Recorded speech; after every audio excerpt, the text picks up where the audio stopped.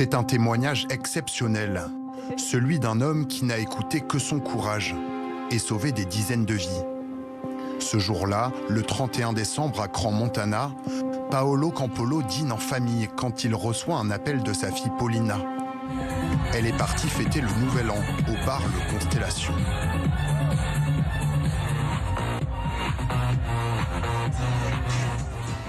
Yulia, ma compagne, reçoit l'appel de Paulina qui est terrorisée et qui dit il y a le feu, il y a une explosion, il y a des blessés. Et moi j'ai entendu ce qu'elle a dit et j'ai couru vers l'extincteur qui est dans le corridor ici, je l'ai pris avec moi. Ma fille m'a suivi avec les clés de la voiture, on est monté dans la voiture et en 10 secondes on était sur place. Sa fille est à l'extérieur, saine et sauve. Mais l'entrée de la discothèque est couverte de fumée. Paolo parvient cependant à distinguer des silhouettes qui appellent à l'aide. J'ai essayé de retrouver des personnes. On a vu des bras se tendre vers nous, qu'on a attrapés et qu'on a tirés vers l'extérieur immédiatement. Et ainsi de suite, 2, 3 fois. Et puis, ne voyant plus personne, on a essayé de rentrer. On est rentré peut-être sur 2 mètres. Et puis on a commencé à trébucher sur des corps. Et donc on a continué de les extraire. Je pense qu'en tout on a dû sortir 5 personnes ainsi. Il s'occupe des victimes, puis se dirige vers la sortie de secours.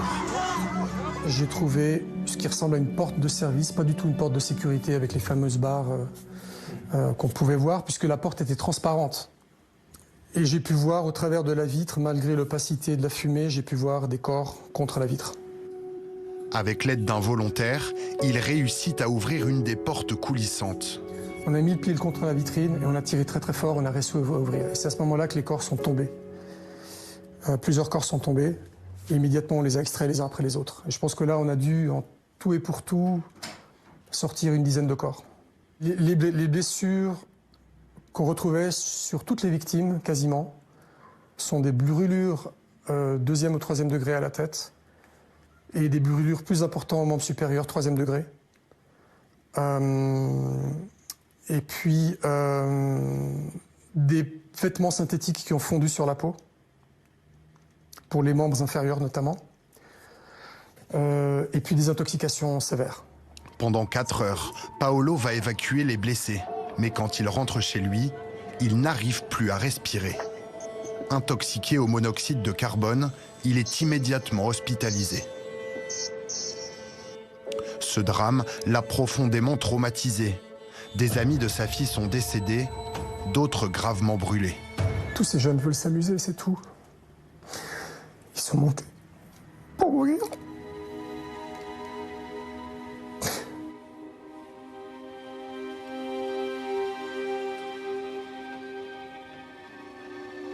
Ce que je veux, c'est que les familles puissent retrouver leurs proches dans le meilleur état possible, ou pouvoir leur dire au revoir aussi, si c'est nécessaire. Que s'est-il passé cette nuit du 31 décembre à 1h30 du matin? Comment ce drame a-t-il pu avoir lieu?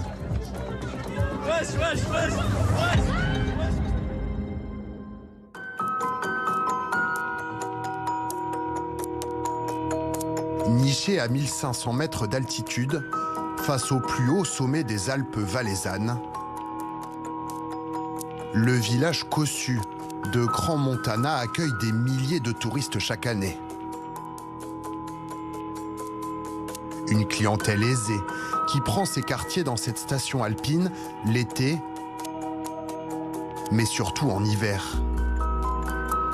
Son point fort, un domaine skiable de 140 km de piste et la réputation d'un ensoleillement quasi permanent.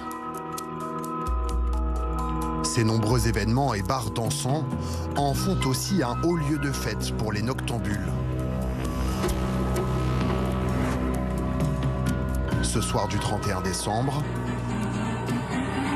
les rues sont remplies de fêtards, venus célébrer le passage à la nouvelle année.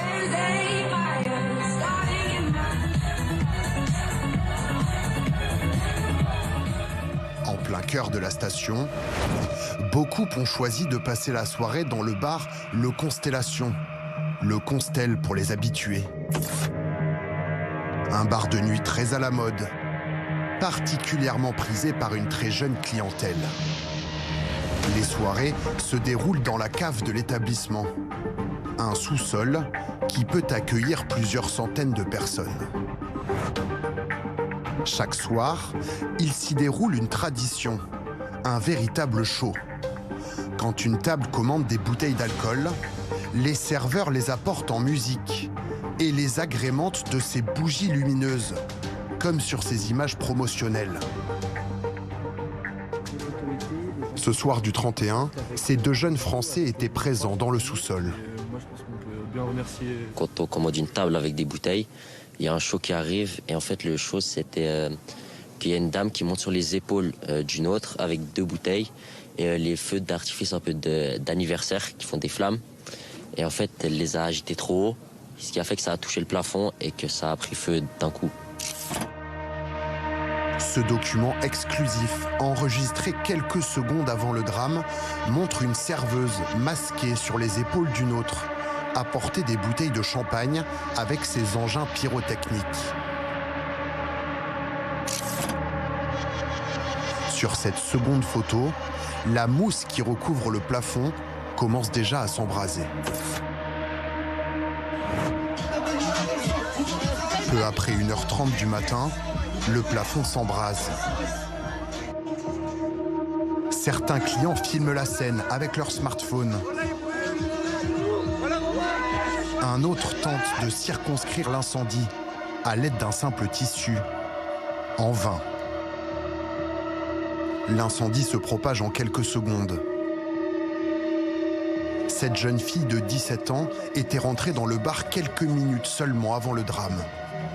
Je suis descendue donc au bar qui était au sous-sol et j'ai rejoint un ami à moi. Et après, j'entendais au feu et je voyais les gens qui commençaient à courir. Alors j'ai rejoint mon ami et on s'est juste mis à courir. Et il y a eu le feu qui s'est propagé très très vite. Il y a eu la fumée aussi qui était vraiment horrible. Enfin, ça piquait les yeux, on n'arrivait plus à respirer. Et après, il y a eu une explosion, je l'ai senti sur mes jambes. Dans la panique, elle tente de s'enfuir vers la sortie. Un simple escalier, étroit, très vite saturé. Il y avait seulement une seule porte pour pouvoir sortir. Une porte simple pour une centaine de personnes. Donc c'était pas... tout le monde se bousculait comme pas possible. Et moi, je me suis retrouvée sous 3-4 personnes qui étaient un peu en train de brûler. Il y avait des gens morts autour de nous. Moi, j'ai levé les mains et je criais. Et il y a un garçon que je connais pas du tout et que je remercie de tout cœur. Mais du coup, il m'a juste prié et il m'a tiré. Et du coup, j'ai réussi à sortir grâce à lui. Le sous-sol se transforme en piège mortel pour de nombreux fêtards.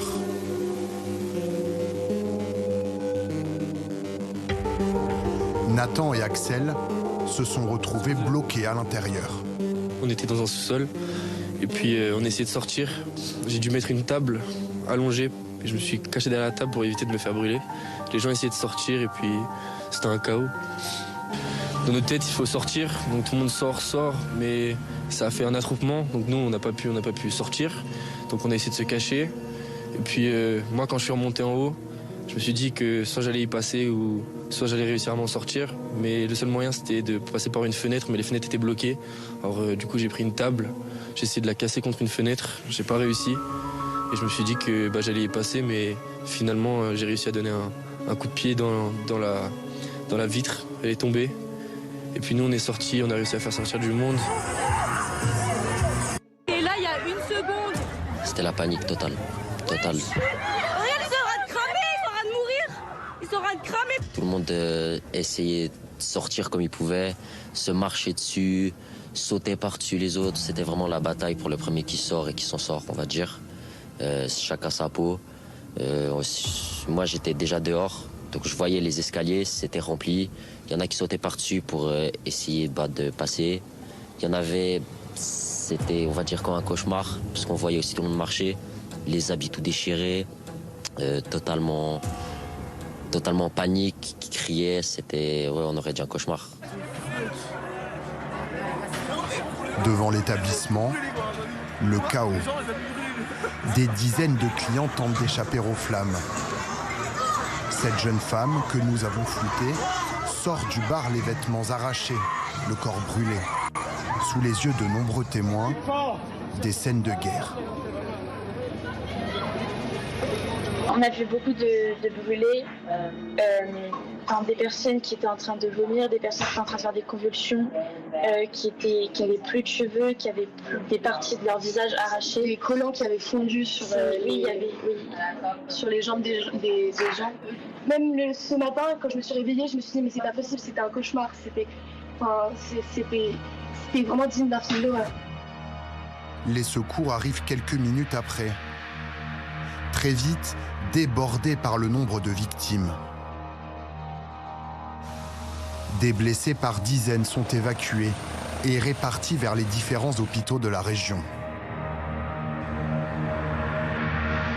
Celui de Sion en accueille une soixantaine, les plus gravement touchés. Au lendemain du drame, Yannick, témoin de l'incendie, est venu prendre des nouvelles d'une jeune fille grièvement blessée. Une inconnue qui l'a conduit jusqu'aux urgences. Je l'ai vue sur le sol, on a vérifié son pouls pour voir si elle était vivante. Après, la première chose qui m'est passée par la tête, c'était de foncer à l'hôpital. Il n'y avait rien d'autre à faire. Elle ne pouvait même pas respirer. On a roulé très vite. Dans ce genre de situation, chaque seconde compte. L'hôpital n'a pas pu lui donner des nouvelles de la victime. Yannick a été l'un des premiers à arriver devant le bar. Profondément choqué, il nous décrit l'horreur.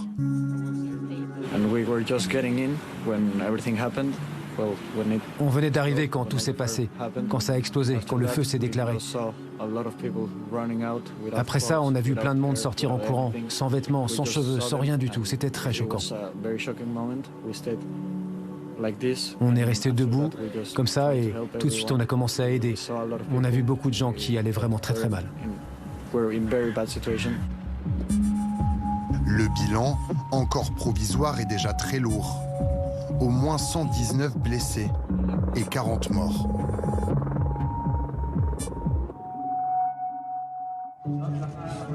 Beaucoup de victimes n'ont pas encore pu être identifiées. Leurs proches ne savent pas s'ils sont blessés ou décédés. Une attente insoutenable. Les familles multiplient les recherches sur les réseaux sociaux pour tenter de trouver des informations sur les disparus. Comme sur ce compte Instagram, 40 avis de recherche ont été postés pour retrouver des enfants, des frères, des sœurs, des amis qui étaient ce soir-là au bar Le Constellation. Parmi eux, de très jeunes gens. Certains sont mineurs. Comme ces deux sœurs de 14 et 15 ans, Alice et Diane Goncé, qui n'ont plus donné de nouvelles depuis la soirée. Si vous avez des infos, merci de contacter ce numéro. La détresse des proches se lit dans les messages. Ma petite sœur se trouvait hier dans l'incendie à Crans-Montana et depuis nous n'avons plus de nouvelles. Si vous savez dans quel hôpital elle se trouve ou si vous avez n'importe quelle information à son sujet, merci de me contacter. Nous recherchons la copine de mon frère Noémie qu'il devait rejoindre hier soir après son job et dont il est sans nouvelles depuis. Vivian n'a pas donné de nouvelles depuis l'incendie hier soir. Il était présent avec Léo, Léonard et Ludovic. Si vous avez des nouvelles, contactez-moi. Cette jeune fille, 22 ans, Émilie Pralon, elle non plus n'a pas encore été retrouvée. Alors ma petite fille, Émilie, elle est au centre là, voilà. Ce soir du 31 décembre, elle était avec deux amis au bar Le Constellation, heureuse de fêter la nouvelle année. Et c'était les trois qui sont montés hier soir pour faire la fête. Son grand-père de 89 ans, que nous avons rencontré en Suisse, est très inquiet. J'ai tout été très peiné dès qu'on m'a appris que je n'étais pas rentré et qu'on ne pouvait pas l'atteindre. Depuis hier soir, vous essayez d'appeler, ça ne répond pas. Ça ne répond pas. Depuis là, ça ne répond pas. Et c'est clair, c'est très angoissant pour les parents. C'est très, très dur. Une situation très, très tendue. Mais on garde toujours un petit peu d'espérance. Je garde quand même cet espoir qu'elle soit à l'hôpital. Le grand-père ne sait pas si sa petite-fille est blessée ou s'il doit se préparer au pire. Ne pas avoir d'informations est un véritable supplice. Il essaie d'en obtenir par tous les moyens. J'appelle tout le monde ce soir, c'est des informations, de m'informer et ça serait super gentil si j'ai une petite information. Voilà, ça réchaufferait le cœur. Voilà. Ils sont des dizaines de familles, comme ce grand-père, à rechercher leurs proches. Cela fait presque 2 jours que cette mère attend des nouvelles de son fils de 16 ans.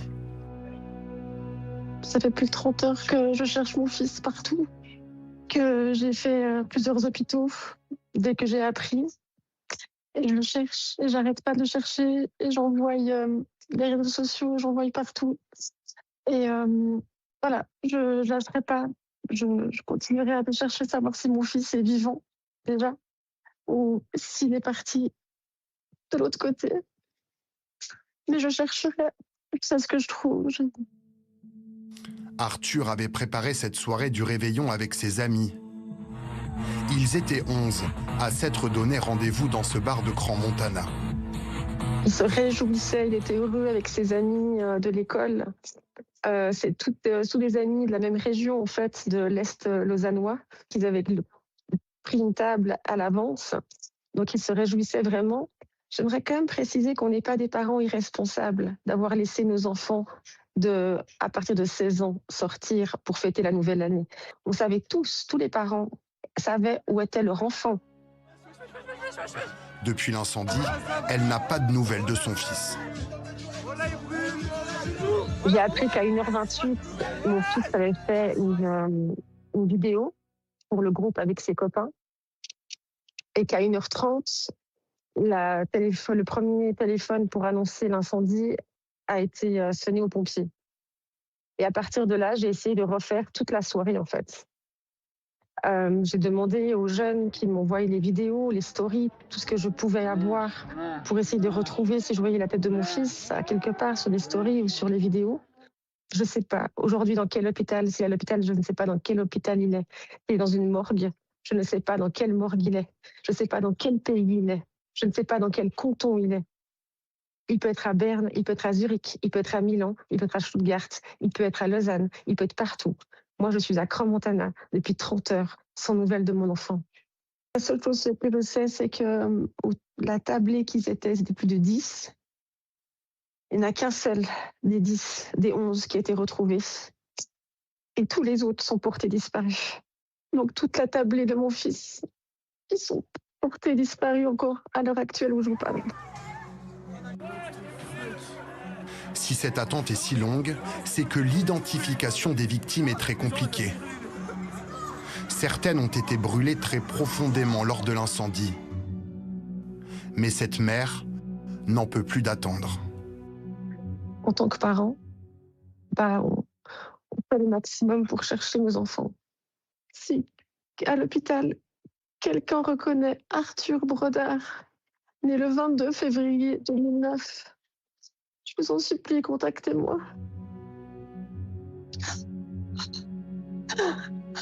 Au-delà de l'insoutenable détresse des proches, de nombreuses zones d'ombre entourent désormais ce drame. Et plusieurs questions se posent. Le bar était-il aux normes? La jauge de fréquentation était-elle respectée ce soir-là? Les propriétaires, un couple de Corses, ont déjà été auditionnés par les enquêteurs. Ces musiciens, proches des gérants du Constellation, avaient joué il y a 10 ans jour pour jour dans l'établissement. J'ai essayé d'avoir des nouvelles quand même, leur demander si tout allait bien. Bon, ils m'ont répondu plus tard, parce que bon, cette nuit, ça a dû être assez compliqué pour eux. Et voilà, ils m'ont simplement répondu, on est en vie. Et donc déjà, c'était un soulagement. Mais bon, après, on a vu par la suite qu'il y avait vraiment des morts, tout ça. Donc voilà, on a été un petit peu choqués de ce qui s'est passé. Jean-Thomas Filippini décrit un couple honnête. C'est des gens qui sont très travailleurs, qui sont très appréciés dans le Valais. Du moins de ce que j'ai vu moi, c'est vraiment des gens très très appréciés par tous les autres commerçants. Il n'y a aucune rivalité, voilà, c'est des vrais commerçants, on va dire. Depuis hier, c'est toute la station, habituellement festive, qui vit au rythme du deuil. Des fleurs et des bougies sont déposées par les proches des victimes et toute une foule d'anonymes. C'est important qu'on soit unis, on est une famille. Et c'est important qu'ils se sentent qu'ils ne sont pas seuls, qu'ils sont entourés par nos prières, nos pensées et qu'on partage leur douleur. Cette station est une station avant tout vivante et qui aime la vie. Et on va continuer de vivre. On va pas s'arrêter là. Pas ce soir en tout cas. Tout un pays frappé en plein cœur par l'une des pires tragédies qu'ait connue la Suisse.